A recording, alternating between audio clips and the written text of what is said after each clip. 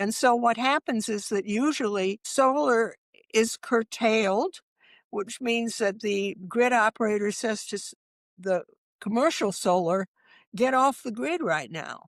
And then the commercial solar has said many times, hey, yeah, you can send me to go off the grid, but you know that I can only make money only a certain number of hours, and you're Right. cutting into it.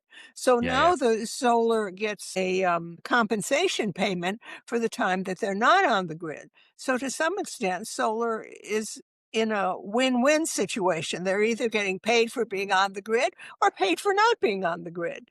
So, Right. I mean, how much better can it get than that? Now, not every solar is in that situation. The home solars are different because they don't get curtailment payments. And also, it depends on what jurisdiction you're in, because some RTOs are quick with the curtailment payments and the others aren't. Some are like, we don't do curtailment unless it's really bad. And some are like, oh yeah, we had to curtail you. Here's your money. It Gotcha. depends Yeah. on I many love that it things. depends answer. It's always fun, as a consumer, right? As someone that bought solar, put it on our house 2 years ago, right? Because they change even the different areas. Like, okay, we'll give you this rebate or that rebate, and then you sort of start working through the math, and at times depending on how you calculate it, it feels like they're winning, and then other times you feel like you're winning, and it just comes down to how long are you going to live there, right? As it's at the end of the day, right? So, Yeah, well, you have to think about that. I mean, power plants have to think about that too.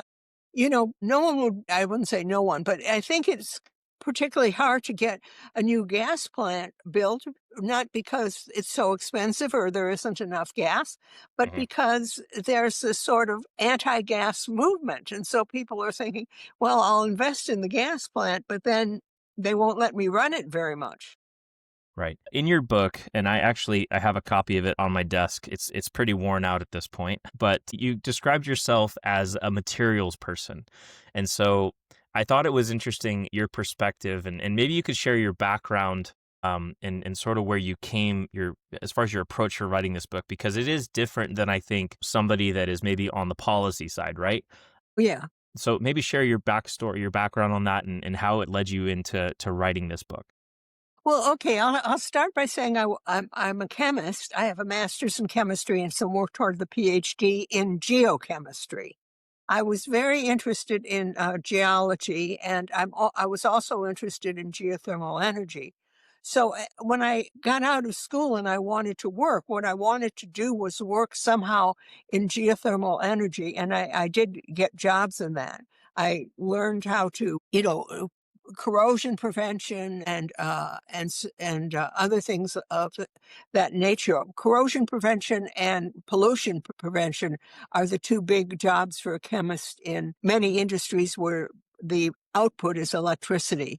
In other words, somebody has to prevent corrosion in nuclear plants and coal plants and prevent pollution and so forth. So it's this kind of, so which means I bounced around among many different technologies as a materials person. Now, what happened then is basically I sort of semi-retired and I was living in California and I was working in California, and then I moved to Vermont. My husband had a job in New Hampshire, and anyway, the kids were both on the East Coast. And so we said, okay, we'll move to Vermont and that'll be great. And it was great, but I wasn't able to get a decent job. I did a lot of gig work. I did consulting and tech writing and all kinds of stuff, but I didn't really find a job, which was okay with me because I decided I wanted to do more writing.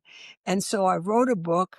It was a novel. It's not published. It's a novel that took place in a nuclear plant, but it was a regular mystery. That is, people murdered each other for the usual reasons, like adultery and drugs or whatever, as opposed to the plant melted down. Usually if you read a novel that has a nuclear plant in it, that plant is doomed. Right, right, But, right. I thought that wasn't fair, because most people know more or they think they know more about what happens in a maximum security prison Hmm. than in a nuclear plant, because Right. after all, there are movies about maximum Yes.